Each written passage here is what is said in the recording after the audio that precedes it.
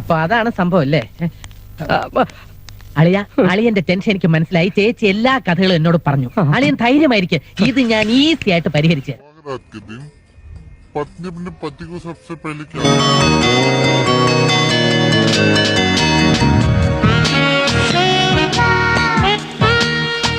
Beautiful दूध, उसके बाद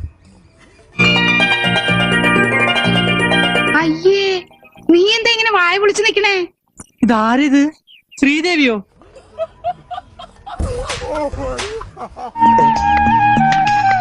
എന്റെ ഈശോയെ ഒന്ന് വാടച്ചു വെക്കണ്ടായിരുന്നോരെ. ആശ്രയിരിക്കണ പോലെ വായി തുറന്നിരിക്കണത്. അയ്യോ, सुनो तो सही, मैंने क्या बोला? दिन बोला। ഇതൊക്കെ കണ്ട പിന്നെ എങ്ങനെയാ ഇവിടുന്ന് പോവാൻ തോന്നുക?